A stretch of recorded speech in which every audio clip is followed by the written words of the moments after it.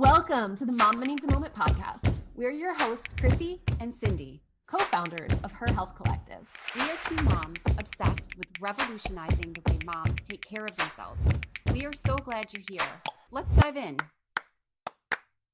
We are here with Dr. Robin Buckley. It's such a pleasure to have her here with us.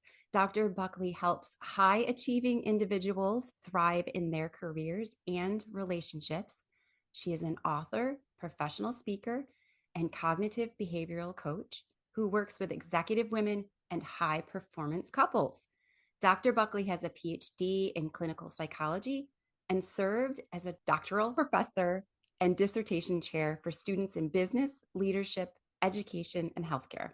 She has published 2 books and is a columnist for several well-known publications. Her proprietary coaching model uses a business framework and cognitive behavioral strategies to support clients in creating and executing concrete, strategic plans for developing their careers and relationships. Dr. Buckley, it's such an honor to have you here with us. Thank you, Cindy. It's great to be here with you and Chrissy. I had the privilege of introducing you and giving you your academic accolades and your professional accolades, but we would really like to know you more. Yeah. If you could take about 2 minutes or so and just talk to us a little bit about who you are, because obviously you're more than your professional career and what you do academically. You know, you're a mom, I know that. And if you're having any struggles there as a parent or a caretaker or anything, we're just going to give you the floor for just a few minutes. And sure. Tell us about yourself. Yeah, as you said, I'm a mom of 4, a blended family. I'm married to my best friend. He was my best friend for 20 years before we were married. And we blended our families Brady Bunch style. He had 2 boys, I had 2 girls. And yeah, you said any struggles as a parent. Just as a parent, there are, being a parent is a struggle. It's the hardest thing I've ever done. Besides, my PhD was hard, but it's nothing to being a parent. And which is why I'm probably so proud of the TED Talk that I did, because it really speaks to some of those unexpected challenges of being a parent that is not written in some kind of imaginary parenting manual. And you have to sometimes do things on the fly. And that probably summarizes one of my basic tenets in life that my mom taught me, which is there's always a solution, and you just keep working until you find the solution. It might not be the solution you expected, and the TED Talk definitely spoke to that, but there's always a solution, and life is typically fixable in almost every area. And so that's a big mantra for me, and what I try and really help my clients work on and achieve. We're going to talk a little bit to your TED Talk later, but we also want to give you a congratulations, because that TED Talk went into the TED Talk stage. Tell us a little about that real quick. Yeah, it was on my bucket list. It was something that my older son and I had talked about years ago. Like, Mom, what do you really want to do? And I said, someday I want to be on the TED stage. And so I had applied, did a TEDx talk, which are the local based talks. Mine happened to be in Portsmouth, New Hampshire. Gave a talk to an audience of 1,000 in a wonderful historic theater in May of 2022. And it got a lot of hits and a lot of views. And then beginning of the summer of 2023, the TED organization reached out to the organizers of the TEDx event and myself and said, we want to pull it onto the TED stage, which means global exposure. And, it's where Brene Brown started, and Esther Perel, and some of my big women I admire. And so that was brought onto the TED stage 2, maybe 3 weeks ago, and it's at 500,000 views. So that's kind of exciting. Oh my gosh, that's so fantastic. That is amazing. Congratulations. Oh my such gosh. a huge win. Thank you. It really is definitely in my list of things I'm really proud of in my life. I really am proud of that achievement. So absolutely, as you should be. Right. And it is such an amazing TED Talk. I can absolutely see why they pulled it up to the main stage. Absolutely. So yes, we will dive into and talk about that more later. I absolutely loved the TED Talk. But I get to ask a fun, quirky question. Cool. And it's completely random. I'm just going to have you choose a number between 1 and 10, and we're going to pull it randomly out of my book here. 7. I like the number 7 too. Okay. Okay. What is the craziest thing you've ever asked Siri or Alexa or whoever your person is? Oh my goodness. What is the craziest thing I've ever asked? Maybe Oh we my should gosh, rephrase it and say, what's the craziest thing your kids have asked? Yeah. Because well, and in my kids my ask, house, you're asking a lot there. So I think she'll be okay. Yeah, I know she will because we've had this kind of. So my older daughter, she asked, "What is the safest way to use a dildo?" To Alexa, good for her. and yeah, Yes. yeah, This it was. is in line with the TED Talk we'll be talking about. This is Yep, perfect. it's right in line with it, and she didn't do it for information because she was a little bit older at that point. We had the talk and follow-up talks, and she had access to lots of different opportunities for her sexual wellness in terms of devices. But she said, I'm really curious if Google and Amazon and all those people like really consider female sexual wellness, which tells you she was like an older teen at that point. And she said, so I'm just going to ask. I'm like, go ahead. So she asked, I'm like, oh my God, I hope whoever listens, FBI or whatever conspiracy theory people buy into, I'm like, I hope they're listening. So yep. If you bring in my kids, that's the craziest thing that's on our Alexa history. I'm intrigued and I want to know the answer. So I might have to go ask Siri Alexa that myself. But I appreciated, we were being funny and we were just having a really great conversation. But I appreciated that thought process of, I want to see if women's sexual wellness is considered as part of these algorithms and considered just a good question to ask and get information about. And this was before AI was really a thing and really more mainstream. And I really appreciated not only that she asked the question, but the reason why she asked the question. I'm like, okay, that's. Do you remember what popped up, what populated with it? I don't, which I know sounds crazy, but our house. No, I actually was like, I probably wouldn't have remembered. That's why I was like, I'll have to go do it. But maybe you did. So, okay. Yeah, these are the kind of questions that come up really often in my house and topics that we talk about. So it's not unusual for that to be like, yeah, go ahead, see what happens. But it was funny that she even considered that being a source of information, which I think for a lot of people it is. So Good for her. How old is she now? She's 20. Okay, did she go into the health field? She has not. So she is exploring her options, which is a nice way of saying trying to figure her stuff out. Of course, and like every 20-year-old. Yeah, and I'm okay with that. People will, of course, automatically say, we have a 20-year-old daughter and an 18-year-old daughter. Our sons are out of the college, although my oldest son is in law school now. But, they'll say, so what college are they going to and what are they going to major in? And I'm like, well, one is, but she's deferring a year. And the other one, college, I don't think is the right thing for her. And I got to tell you, this is such a sticking point for me in our society. Like, college is not the end all and be all. And I'm saying that as someone who went to college and got a higher degree. And I hate that society puts that as like the ideal, because it puts so much pressure on kids to then, oh, I have to go to college. And if they don't go to college, or if they go to a community college or junior college, somehow that's lesser. And I'm like, that is a BS construct. Mm-hmm. Like, there are so many options and you have to find the one that feels right for you at that time. But forcing kids, oh my God, at 18 to figure out a college, all that expense, whether it's them paying or their parents, what they're going to major in for the rest of their lives. I'm like, that is ridiculous. So I agree 100%. Yes. I think I changed my major 5 times when I was in school. Yeah. Yeah. Oh, gap years are looking better and better, aren't they? Absolutely. I was so excited for my 18-year-old when she was like, she got in, she got accepted, she got almost a full ride to school. And she's like, I want to see if I can defer for a year. I'm like, what do you want to do with that year? She's like, I want to travel. And I said, okay, clearly I am not going to pay for that. Like, whatever you want to do is great, but you're going to fund yourself. She's like, I'm going to work and I'm going to save up enough money to try and hit 3 different places.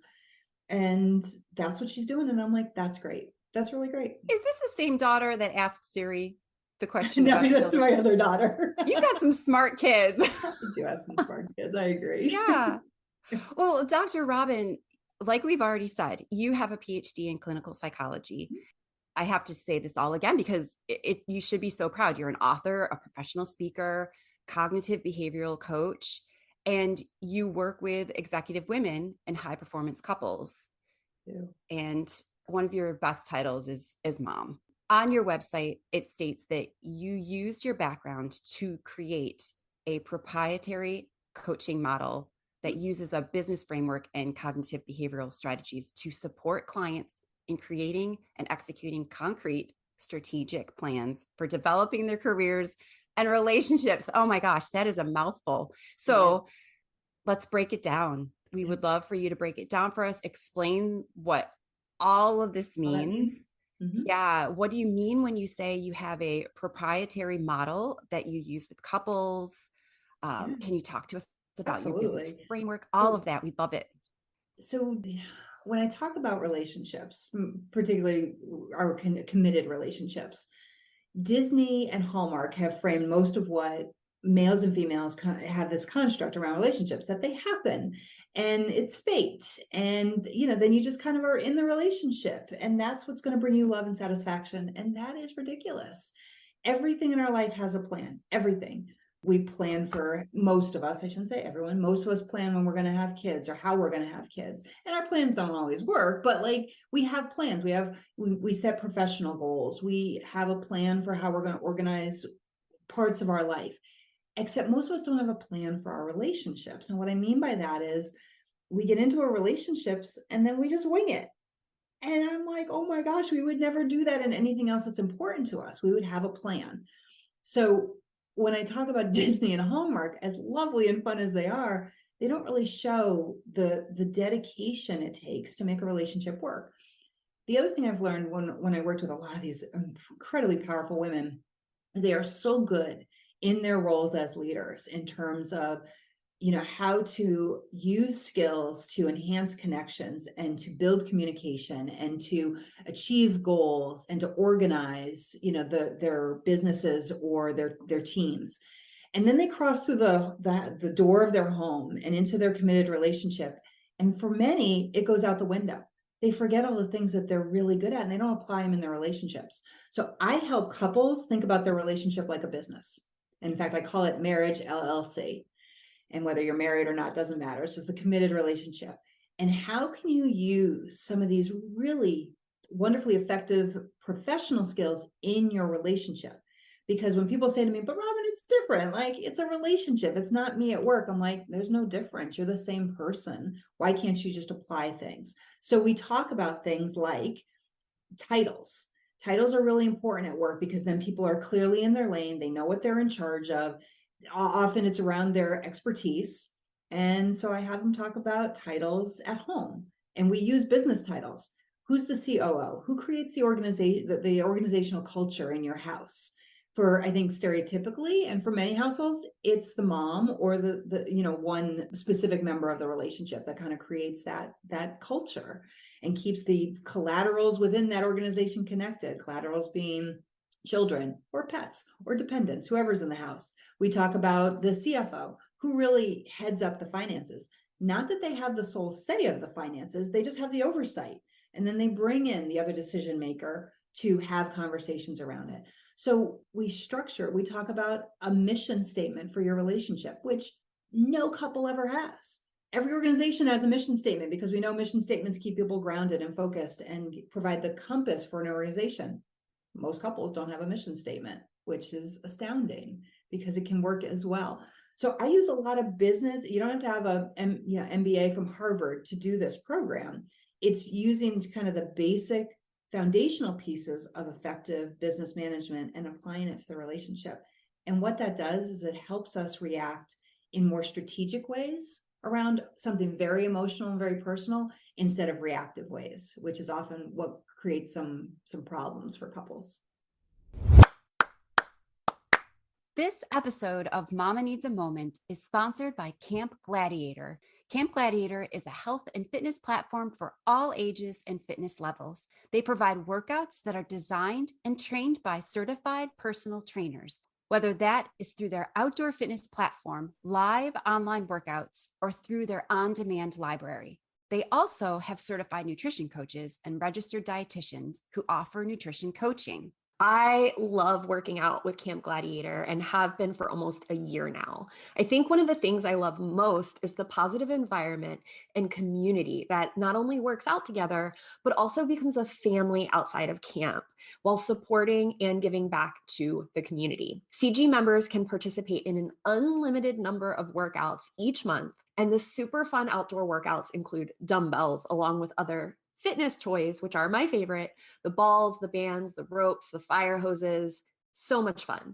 And the virtual workouts use dumbbells and other things that can be easily found around your home. Camp Gladiator members have a primary trainer that will keep you motivated, accountable, and will be there to do all they can to help you get the most out of your fitness journey. CG is also great for moms. I can't remember how many camps I've been to where I've seen moms with their children in tow, whether in a carrier, a stroller.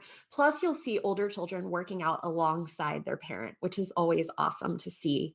Sometimes they even use their children as an extra weight or just to bring them into the movements because they want to. They have an amazing number of workouts that are offered all throughout the day. You can catch outdoor and live online workouts from 5 a.m. until 10 p.m. And the on-demand ones are available 24 hours a day. Anyone can join Camp Gladiator for a full week of free workouts. Get your free week using the link in the show notes. Absolutely. That's brilliant.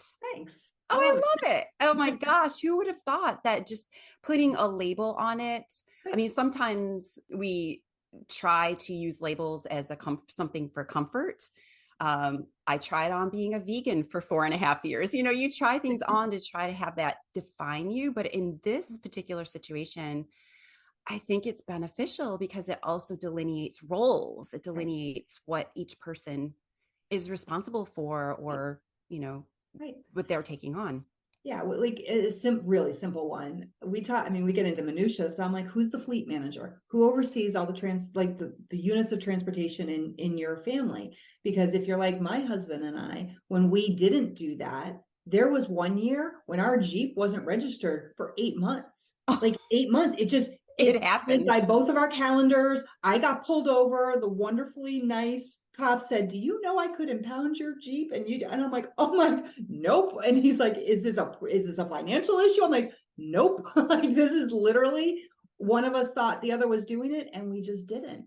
But if the fleet manager knows that's their role, that's their job, then they'll stay on top of it. And the roles can change. And I talk to couples about having business meetings about your relationship at least once a quarter, where and most of the couples I work with do it weekly or monthly, where they sit down and they go over to-dos. They create Google Docs where they keep an agenda of what they're going to talk about.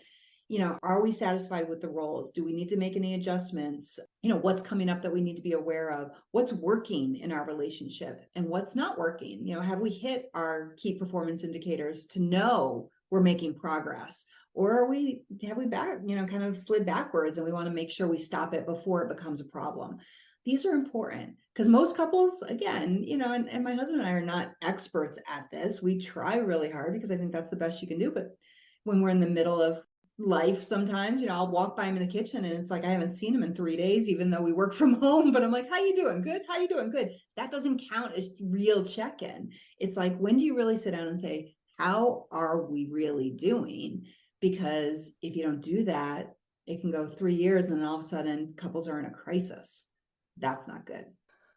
I love the framework that you threw out. It reminded me of this situation with my partner. We had been talking and he had kept expecting, I think it was something with the cars, and he had kept expecting me to do it. And we've been together for 20 years. So he's been taking care of the cars for a long time. And I think he was rebelling a little bit. And he's like, "Take care of your own damn car," And I had said, "That's not my wheelhouse. That's your wheelhouse. Like, you're the car person and I'm this person and this person." So without your beautiful framework or context, I kind of alluded to that. And he said something clicked for him. And he's like, "Oh, that's really helpful for you to say that, because Right. now I kind of just see it as my job." And it sort of shifted something for him. And I no longer have to worry about anything having to do with the cars. Exactly. So I guess he is our fleet manager. And I'm very happy that we figured that all out. And Right. but there is something in the phrasing something in the wording that does make a difference in your head as you think about it. Right. And the only role that I caution couples about establishing is a CEO, because CEO has like big oversight in charge of everything. And I haven't found many couples that function well with a CEO in the relationship. The only exceptions have been sometimes a couple has established a CEO, maybe when the other person, for example, a couple I worked with, the wife developed cancer. And in their relationship, meaning they decided he needed to be the CEO and be in charge of everything because she was fighting for her life. That made sense to me. I worked with a very traditional couple from a different culture, and their cultural background was that one person was the sole voice. I'm not going to argue that. If it works for the couple, great. If it doesn't, then that's where revision comes in and evolution comes in. But typically in the majority of relationships, CEO doesn't have a place. Other than that, lots of titles can come up and help delineate and clarify every person's wheelhouse, to use your word, Chrissy. Absolutely. I'm so curious about a couple things. One is, do you consider what we had just talked about as the main cognitive behavioral strategy that you use with your clients? And then my other area that I'm really curious about is, how did you develop this model? It stands out. It really does. And so those two things. Can you talk a little about that before we move on? Yes, with couples, this is what I do. This is the sole way I help couples. I'm very clear that this is not therapy. I did therapy for enough years that I wanted to do something that was proactive, concrete, and didn't dive into the past. I tell couples all the time, we can't change the past. So from the minute we're talking, nothing in the past can be changed. I clearly screen out couples that are in some kind of clinical crisis. So addiction, infidelity, significant death of someone significant in their lives, abuse, those have no place for couples coaching. But other than that, this is how I approach it with couples. With individuals, when I do my executive coaching work, predominantly with female leaders, it is using cognitive behavioral strategies to make their brain their allies rather than their adversaries.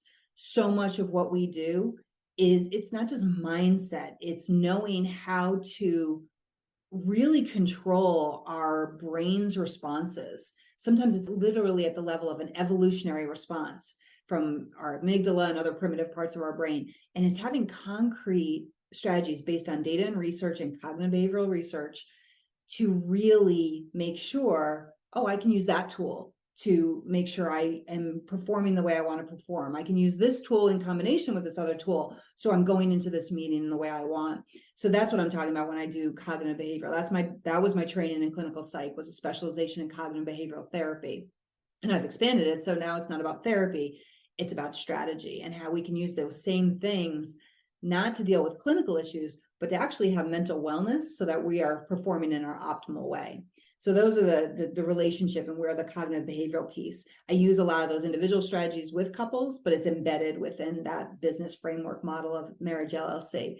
And how I got to it was just an evolution. The more I talk to these female leaders, I credit them all the time. They're the ones that came up with it. I just kind of organized it because I would talk to them, and inevitably when they were there to talk about their careers, of course, their relationships would come into play, or their roles as parents. And my frequent question to them would be, well, how do you communicate when you have a difficult interaction with one of your direct reports? What communication skills do you use? And they'd be able to list it off. And I'm like, why can't you apply that with your partner? And they'd just be like, no, they'd fight me, it's different. And I'm like, why is it different? Well, that's my husband, or that's my wife, and I'm like, but how is that different? So I would just keep pushing back. Or, when you're trying to organize your team, how do you do it? Why couldn't you apply that with your kids? And the more I would do that, the more I'm like, we got to do business at home. and it really started to evolve. And the first couples I worked with were certainly my guinea pigs in terms of, okay, how can we really make this into a unified approach? But now it seems to be really well received with the couples who are open to thinking about their relationship differently than how society tends to get us to think about relationships. Absolutely. I love the business analogy for a relationship. It's spot on. Thanks. I'm going to switch gears just a little bit. As I was researching you, I stumbled across your books and I found myself really drawn to them. I think it might stem, I'm a former high school teacher, so there's something about the adolescent age that speaks to my heart and gets me, I don't know, geared up for things. So you have a book out called Voices from the Village, Advice for Girls on the Verge of Adulthood. And correct me if I'm wrong, you have another one that you're currently working on, or is it out now? I have a children's book that's out. I have the one I think you're referring to is I'm currently working. The glass ceiling Okay. one is one I'm currently Yes. working. Mhm. Yeah. Voices Through the Glass Ceiling, advice for young women on the verge of their careers.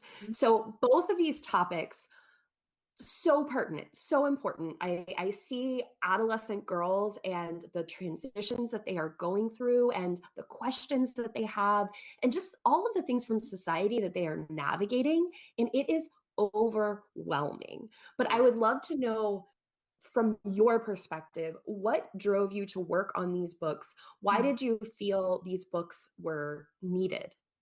That's a great question, Chrissy. You know, as a mom of four, the two younger ones being daughters, one day I remember, and they were young. I can't remember exactly how young, but middle school at the oldest. And I remember thinking, you know, at some point they're not going to want to listen to their mom. Like at some point there's going to be that pushback. And I get that. That's a normal process in the developmental phase.